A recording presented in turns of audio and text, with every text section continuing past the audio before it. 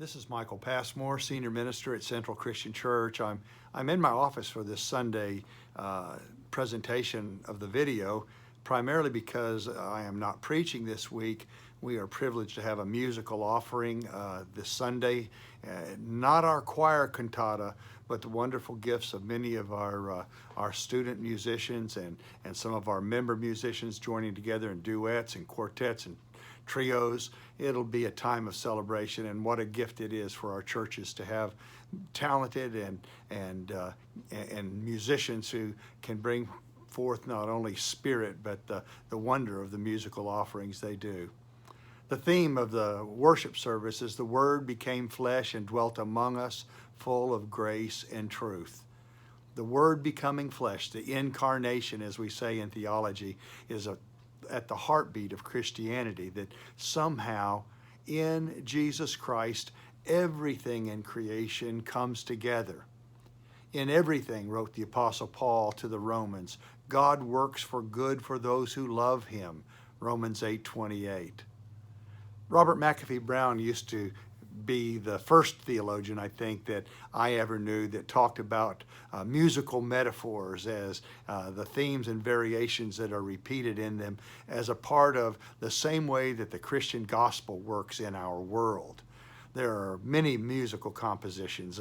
Beethoven's Fifth Symphony, for example, that has a wonderful beginning of a clear, identifiable musical pattern and theme. Dun, dun, dun, dun. That's the end of my singing for this video. The rest and the best will come during the worship services on December 13th. With all of these variations on the theme, in Beethoven's music especially, the music is a sense of the variations on that opening dun, dun, dun, dun, and then it is repeated over and over again by interlocking notes. Those who have heard the theme clearly at the beginning can listen to it in all of its complexities throughout the entire symphony and say, yes, this is all the same symphony, the same message, organized on a single theme. The same thing is true in Jesus Christ.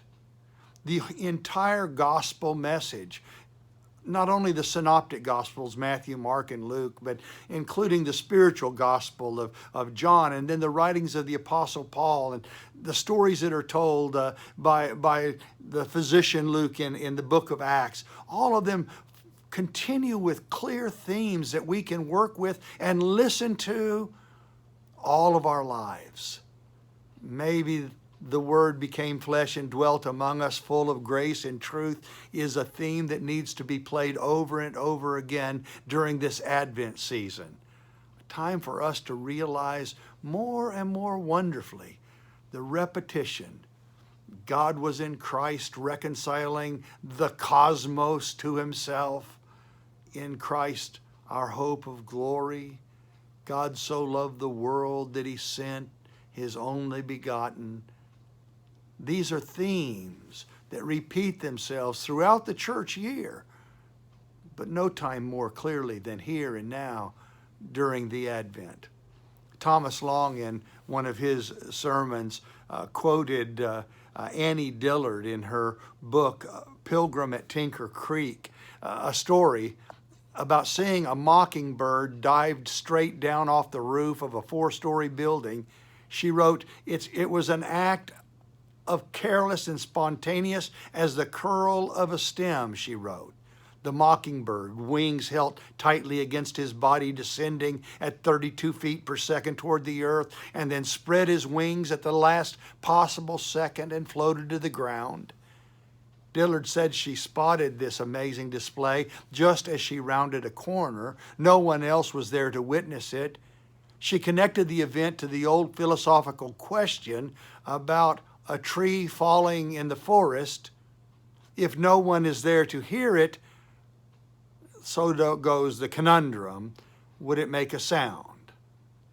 The answer must be, I think, Annie Dillard said, that beauty and grace are performed whether or not we will sense them. The least we can do is try to be there. Let's be there and hear the symphony and repeat the message.